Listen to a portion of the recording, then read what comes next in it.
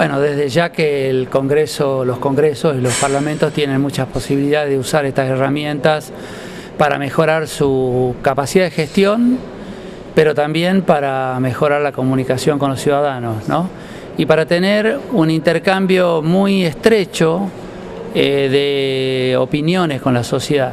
Lo extraordinario, lo maravilloso que tiene sobre todo las redes sociales hoy en día es que en tiempo real podemos estar recogiendo opiniones, por ejemplo por Twitter, ¿no? Hay que pensar que en el mundo se están emitiendo alrededor de 300 millones de Twitter por día y que hay 1.000 millones de usuarios de Facebook.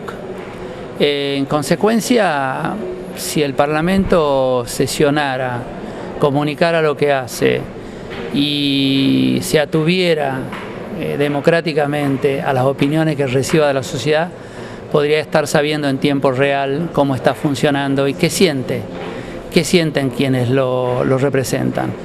Pero por otro lado está demostrado hoy que sin las TICs es difícil estar al día con la comunicación, que quienes están en política cada vez más están utilizando redes sociales para comunicarse, que la digitalización es un instrumento muy poderoso a la hora de despapelizar y por lo tanto de transferir también información de manera rápida y segura. Yo he sido legislador hace ya unos cuantos años, bastante si uno los mide en términos del despliegue de estas tecnologías, y siempre me recuerdo que presentábamos los proyectos en 5 copias, que eran habitualmente fotocopias, y que en la Cámara se distribuían porque después eran cargadas estos proyectos para distintos ámbitos de trabajo, por ejemplo, trámite parlamentario, la imprenta, el diario de sesiones.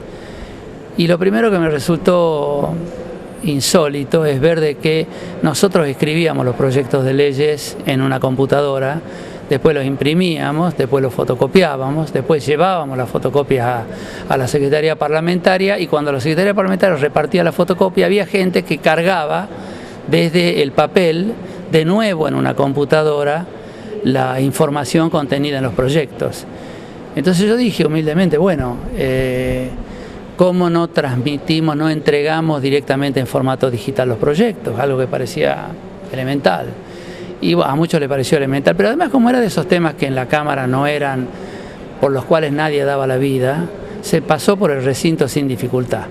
Y ahí fue cuando los funcionarios de la Cámara advirtieron que al decir de del propio secretario de Asuntos Parlamentarios, que no voy a nombrar, él no tenía personal para controlar si lo que estaba, digamos, en el disquete que usábamos en esa época era lo mismo que estaba en el papel con el que se había impreso el proyecto. Y yo ahí le dije que cómo hacía él para comprobar si las 5 fotocopias que presentaban todos los diputados eran iguales entre sí, y que me parecía que él estaba mucho más de acuerdo en que la fotocopia era transmisora de verdad y no así los formatos digitales. Y le anuncié que iba a presentar un proyecto con 5 fotocopias que iban a tener todas algún cambio y que me interesaba saber si él tenía gente para hacer ese control. Entonces la cultura nos acompaña en todo momento y a veces es difícil salir de los viejos paradigmas, ya que estamos usando mucho esa palabra, pautados culturalmente, para animarnos a lo nuevo, ¿no? Y de esto hay infinita cantidad de reflexiones que se puedan hacer. Yo lo que creo es que debiéramos tener transmisión en línea de nuestros debates parlamentarios, debiéramos inmediatamente terminar una sesión y en base al trabajo de los taquígrafos tener un diario de sesiones que esté al día. Cuando yo estaba en la Cámara de Diputados de la Nación, el diario de sesiones de diputados se entregaba con 1 año de atraso. O sea que en realidad se imprimía para historiadores, no para los legisladores.